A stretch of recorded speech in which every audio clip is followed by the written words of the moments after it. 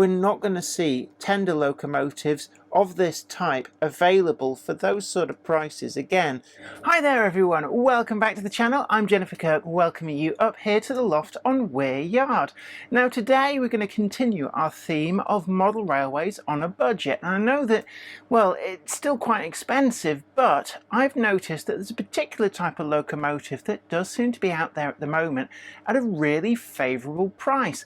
I've seen them second hand but in mint condition for between about the £90 to £100 mark, and actually brand new. There's some great deals out there from a number of different retailers at around the £135 mark, and this is for a large 8-coupled tender locomotive. So these are the sort of deals that really you can't ignore, because I don't think we're going to see them anytime soon again. So I'm going to be looking at the Q6 from Hornby, and it really is a great locomotive. It was introduced into the range a few years ago, and actually it's kind of gone under the radar for a little while, with newer models being brought out and stealing the limelight. But actually that Northeastern Railway 8-coupled heavy freight locomotive is one that perhaps you need to take a look at again, and today I'm going to show you the ins and outs of the model that I picked up. So come with me in association with Trainomatic, makers of DCC decoders and accessories that are designed by enthusiasts for enthusiasts. Check out the full range available to buy from the UK stockist Tramfabrique at the link in the description box down below.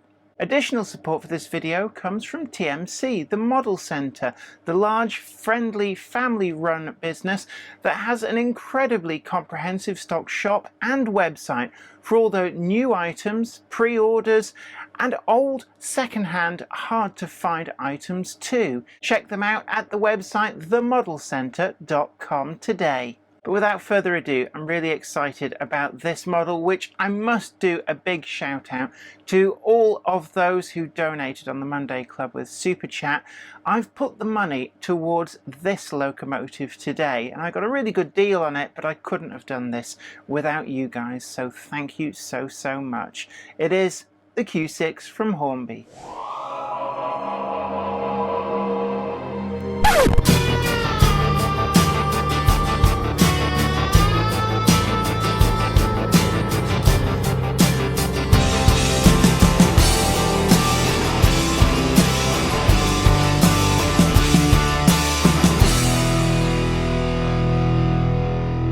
As those who watch this channel regularly will know, I'm a big advocate of keeping the hobby nice and affordable, and when I find some bargains out there, I am always the first to let you guys know. And at the moment I'm seeing a lot of good deals on the Hornby Q6. Now this particular example I got second hand, but it really does honestly look like it's never been used, and I paid a really great price from a local model shop for this. I'm also seeing that a few different model shops have also got some deals on these locomotives in slightly different liveries, and indeed even the Hornby Outlet Centre has got a number of these at a really keen price. So what better time to take a good close look at this 8-coupled mineral locomotive that's been in the Hornby range for a few years, but nonetheless is a really good model. The catalogue number on this is R3426, and you can see I bought it pre-owned.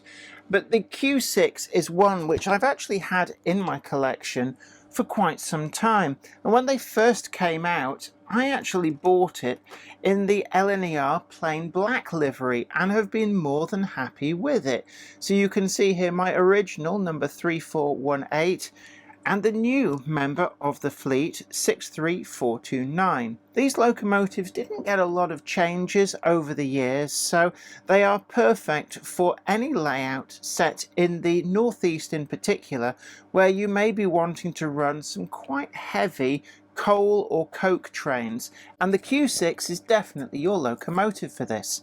Suitable wagons, well, at the moment there's also some great deals on these coke hoppers as well, and these are the perfect accompaniment for the Q6, and I've had a look around and a lot of model shops are featuring these in their sales, and they are a really good model. Later on, we're going to be doing a full DCC fit of this using the Train-O-Matic 8-pin decoder, and it really is another simple model to DCC fit. It's also possible to sound fit this locomotive with relative ease, and indeed my original LNER version features a TTS decoder, sadly not for a Q6, it's not something I've seen in the Hornby range, but if you're going to be picking a sound file off the peg, then the most important things really are to think about the number of cylinders and the whistle sound, and if you can get those two right, then you're going to have a reasonable approximation of what the locomotive might have sounded like. In this instance, I went for a TTS decoder that featured a 2-cylinder prototype and an LNER group whistle, and those are going to be the most noticeable sounds, and the TTS decoders always give great value for money for a sound installation. Now, I've got really into the BR liveries since I bought that LNER version, and I felt for some time that this was something I needed to get a BR version into my fleet. So when I saw it turn up for £89 or so, I really couldn't say no, especially not for a second-hand but very well treated version. This particular example comes with the Lake Crest BR on the tender, and you can see there that it is a good rendition, although it must be added that in recent years Hornby have really upped the game, and it's not to say that this is bad, it's just to say that they are getting better and better, but it's still a very credible representation. Backhead detail on this model is pretty comprehensive, and you can see there we've got the dials, the pipework, and there are a number of separately fitted parts on there too. It is a little bit difficult for me to see whether the dials have needles on there, but quite honestly it doesn't need it. And I do particularly like as well the red regulator there across the top of the backhead. The cab glazing is just a little bit prominent on the inside, but this isn't an angle that you're going to be looking at your model too much, and that lovely backhead detail does draw the eye away, so it does forgive a lot. There's also plenty of room in there for a crew, and certainly that's something that does really add to the locomotive. We've got a posable fall plate there, and this is surprisingly robust, yet remaining scale thickness. And it does handle a lot of pushing and shoving without showing any signs of coming adrift, and it is a nice touch. Underneath we've got the semi-permanent drawbar, which is a feature that Hornby have been using for some time on their tender locomotives, which I think is great because it stops any strain being put on the wires, which might otherwise end up, if this should come adrift for whatever reason and go unnoticed, being used to pull the entire weight of the train. And believe me, if it pulls out of that plug, then it is quite difficult to fix. There don't appear to be any tender pickups on this model, although I don't doubt that if Hornby were to reintroduce the Q6 into their range anytime soon, that would certainly be an area that they might look to add them in, and there is scope, if you wish to add in your own tender pickups. With the power going across between the locomotive and tender, it really would be an easy thing to do, but it also means that we've got plenty of room in there for actually anywhere up to a sound installation, and underneath you can see the louvres where the sound speaker would sit to allow the sound to escape. The coupling on the rear is in a NEM pocket, and it's a slimline tension lock, and we've got those sprung buffers. This particular example has had all of the detail parts fitted, so we've got all of the brake rigging in place, but believe me, that on the tender and the locomotive is very, very easy to add in. One of the other interesting features on this locomotive is that it doesn't come with the front coupling attached as standard. Instead, it features in the detail pack an additional pocket that screws on here to allow a front coupling if you want it, and it does mean that we end up with a proper prototypical sleek line underneath this very long overhang at the front, which isn't then marred by having a coupling there if you don't need it. And the front face of this locomotive is captured really, really well. The Q6 was one of a number of different 8-coupled locomotives designed and built by the North Eastern Railway, and what actually stands this apart from the more powerful Q7 is that it has got 2 cylinders as opposed to the Q7's 3, but certainly it didn't pack any less of a punch for that. We've got a very business-like shape on the side there and plenty of space that we can see through underneath the boiler, with very slender metal rods connecting the cab to what would have been the valve gear at the front, looking really quite resplendent. The wheels too are of a prototypical pattern to suit this North Eastern Railway locomotive, and we've got some quite Spartan connecting rods, very typical of these Edwardian period 8-coupled locomotives, with the inside valve gear. This here is, I suspect, the oiler mechanism, the mechanical lubricator, and it is a mechanism which does work really well. We have a solid metal cross slide at the front here, and everything on this is very robust, being a full metal construction, and it means that this locomotive will run and give you minimal issues over a lifetime of use. I do like the fluted metal coupling rods, and certainly it's very easy to fall in love with the utilitarian charm of this model. We also have on the boiler the overhead warning flashes, which are in keeping with its late crest BR finish, and certainly these would have run in the early days of the introduction of the BR diesels that ultimately usurped them from their role. The safety valve covers on the top of the boiler appear to be turned metal, and we've also got a whistle here which is quite a slender construction. I'm not sure whether that is plastic or metal. It feels like it could be metal, and certainly it is quite robust and really captures the look of these very distinctive locomotives. The boiler itself really has some quite nice subtle detail.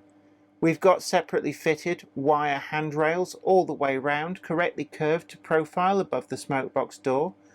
We've got this separately fitted metal lamp iron on the front too, and the funnel on this locomotive too. There's no sign of the bottom, and it's something I do talk about this a lot. I like the funnels to look like they go right down into the smoke box.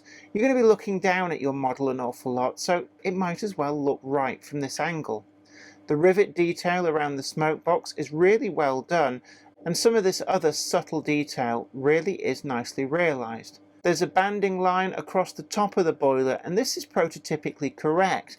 This is where the cladding over the top of what was probably asbestos fitted together and just left this line, which is quite conveniently placed where possibly the mould parting would be. The splashes on the running plate really are nicely done, again completely prototypically accurate. Unlike the Great Central Railway 8-coupled locomotives such as the Q4 and the O4, the Q6 featured individual splashes for each wheel, with the third axle having this toolbox on top, and it really does give it quite a unique style. Underneath we've got metal sanding pipes, and these are somewhat flexible but actually quite robust. The tender drawbar, it should be noted, features Hornby's system whereby you can actually closer couple the tender and the locomotive, and it's just simply a case of undoing this screw, moving the drawbar up and screwing back in through the second opening. The cab front has these really quite attractive glazed windows in, and certainly it captures the very unusual shape of these Raven designed locomotives well. The side has these sort of cloister windows, very well realised, with only the front ones glazed and all separately applied metal railings around the edge. Because this is second hand, there's a little bit of lubrication which has got caught up from the wheels on my thumb, so just ignore the slightly shiny patches on the side, but it's something that you can very easily on a second-hand model, if it's managed to get a little bit of shiny lubrication on the side, just rub it off with a tissue very carefully. There's no need to use a solvent, which might risk lifting some of the printed detail. The cab side numbers, again, crisp and clean, and there's not really much other decoration other than the works plate, which with my naked eyes I can see that there's writing there, but I can't read it. But I've got every faith that, again, it's going to be incredibly well realised. The top of the tender features these very quite slender staves to just give it a little bit of extra coal capacity, and at the back you can see that they are correctly modelled as slightly see-through there. There's distinctive gaps between the bars, and it really is a great effect. The water filler is on the back there, and again, being second-hand, there's a little bit of dust on this model, but nothing that can't be cleaned off with a good, clean, soft brush. The coal insert is quite a good representation of coal, even though it is just a piece of plastic, and this whole insert is able to carefully be removed if you so choose, and that will reveal the prototypically correct insert to the tender. They had a very large water capacity, and all of this round here would have been the water tanks, with just this central area for the coal to run down the chute and then piled up on top. This is just a piece of plastic, but it does fit in quite well, and I particularly like this little piece protruding at the front, which gives you a representation of coal just here where the fireman would shove in his shovel and scoop it up. Dcc fitting the Q6 really is easy, and you just need an 8-pin decoder such as this Train-O-Matic one, and we've got a link to find where you can buy this from in the UK down below. The locomotive itself, because of the semi-permanent tender coupling, I always find it much easier to just lift it up like that in one hand, supporting it between the boiler, cab and front of the tender. You'll then need a small jeweler's screwdriver with a cross head, and you're looking for these two holes just down at the front of the tender.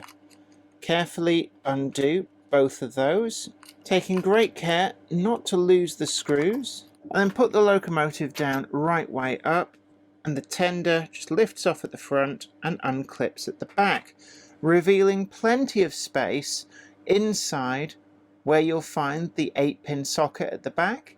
Now there would be an 8-pin blanking plug on here, but I've already removed that from the model, and it's just simply a case of carefully rocking it free and pulling it out. We can also see the mounting point for a speaker if you want to go down the sound fitting route, with those louvers allowing the sound to escape, and there's plenty of space at the front. In the underside of the tender you can see just how much space there is, and there's plenty of room if you want to add a smart power pack as well. Although I find that this locomotive doesn't really need the extra oomph, but it's there in case you wish to do that. On the decoder, we're looking for the orange wire. This is always pin 1, regardless of what brand of decoder you're using, and that needs to line up with the small marking that's just on there on the circuit board to denote pin 1. Once you've got those worked out, it's just a case of lining the 8 pins up, making sure that there's no wires trapped underneath, and then rock the decoder backwards and forwards, and you'll feel it just slide in home. It really doesn't need a great deal of pressure, and if you're having to force it, then that's probably a sign that something's not quite right, and you should stop and check first. Then tuck in the decoder, tuck in any spare stray wires to make sure they don't protrude under the tender sides, and then we're looking for that clip at the back there. That clips in at the back of the tender, and then drop it down and into place, making sure no wires are caught sticking out of the sides. Then it's simply a case of reintroducing those screws and screwing back in the tender top. Don't over tighten these screws. Again, if you're having to force them, they're probably not lined up. And there you have it. It's as easy as that to get this locomotive DCC fitted. Natively, your brand new decoder will be set to DCC address 3, and you can either leave it that way or put the locomotive now on the programming track and reset it to whichever number that you want. I tend to use the first two and last 2 digits of the train's actual running number, and that's the system that works for me. It's also a good opportunity to read back the DCC decoder number and just make sure that everything is working as it should. If you've got a problem like a short, then this is the moment where it will show up, and if you do that on your programming track, then it's not going to actually damage that decoder. Running on the layout, the Locomotive handled some really quite long trains really well. It's 8 coupled, so there's plenty of grip, and it does have quite a good weight to it, which, given that there's no pony trucks or bogies, all that weight is directed straight onto those 8 driving wheels. Here on Weir Yard, it managed to get round the main lines totally without issue, getting through all of the point work with no problems along the way. I was quite happy with the pulling capacity, and compared to other 8 coupled locomotives in my fleet, it was up there along with the best of them in terms of what it could pull. Overall, I was really pleased with the performance of this model. So we turn now to the scores. First up is build quality, and actually this model has withstood my handling really quite well, and there's nothing of note to have come off it. The detail itself that it has, it must be remembered, this model is a number of years old, so whilst it is to a very good standard, it doesn't quite have the level of detail that we've come to expect on more modern models, but what it does have has stayed put as it should. The only thing that could possibly be a niggle for me is that these sanding pipes can sometimes bend ever so slightly enough to get caught in the track. It's not a big deal, but I thought I'd mention it, and certainly they are very close to the railhead. With handling, it is possible to bend these, and certainly it is an area to watch out for, but really that's just splitting hairs. All in all, I'm going to give this a 9.5 out of 10. On running quality, this locomotive really did handle itself quite well. It does lack those tender pickups, which, whilst it didn't really bother it here on Weir Yard, it is an area where it could struggle on some layouts that may not necessarily have as good electrical continuity as perhaps they should, but really is that the fault of the locomotive?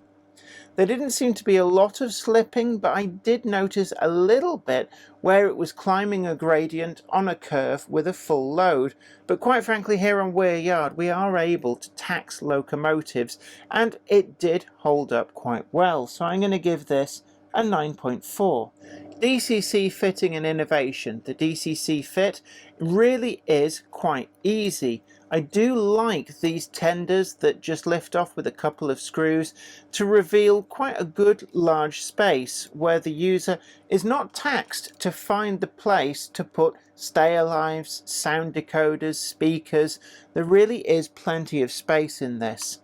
On the innovation front, we do lack some of the innovations that more modern models have come through with, such as Firebox Glow, and I do find myself really wondering, why am I getting bothered about Firebox Glow? I think perhaps it's a case that manufacturers make a rod for their back. They introduce these things and it makes us look at the previous things and think, well, why can't that have it? But certainly it's not a big deal, and I do like the innovation of this front coupling, with no great big mess that either needs cutting away or putting up with. You can enjoy this prototypical front look, very Spartan with its long overhang, or you can have that front coupling. It really is your choice entirely, and that is quite a good innovation that's come with this Q6. So all in all, I'm going to give this a 9.6. On accuracy and quality of finish, one of the areas that bothered me just a little bit is the very smooth sides of the tender do show up the plastic being used as the material. Now, the smooth side is accurate, but as we've seen on other models, sometimes that can come out looking really quite well, but on this, it just looks ever so slightly too shiny for my liking. Not in a bad way, it's something there that I noticed, and the cab sides too, and the boiler bands do have a little bit of that as well.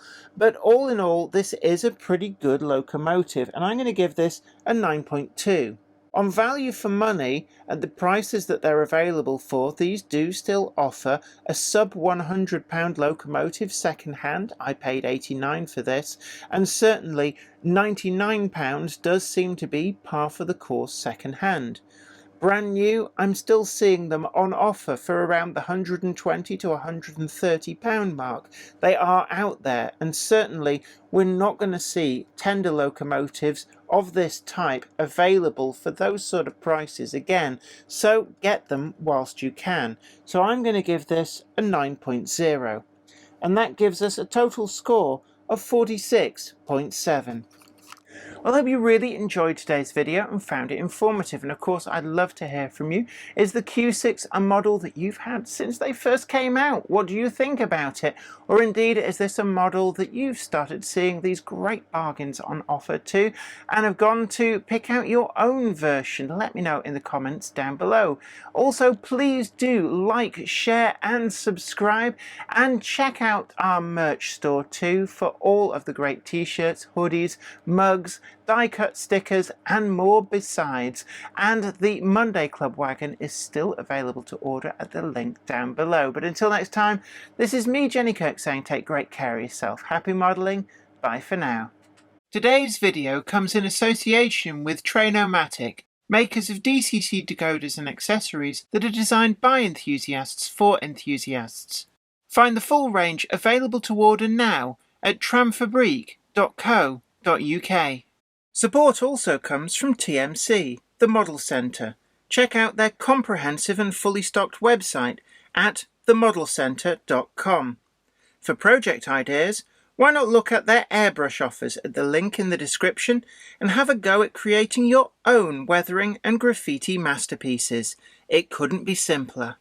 I'd like to send out a huge thanks to everybody who supports me on Patreon, and an extra special huge thanks goes out to Anthony Kidson, Offshore Allen, Michael Lockie, Helen Sink, Gary Lewis, David Quinn, Sparky107107, George Botterini, Chris Moss, Robert Steers, Sam Yates, Dale Williams, John N from NC, NYMRish, Jonathan Foster, Peter, Clifford Ison, Larry W. Grant, NI Railways 4000 class, Ian Coulson, Alan Dickerson, Eddie Popper, Karen Nichol, Medwin Williams, Crossways Point Junction, 3B Rail, and Jennifer Garrett.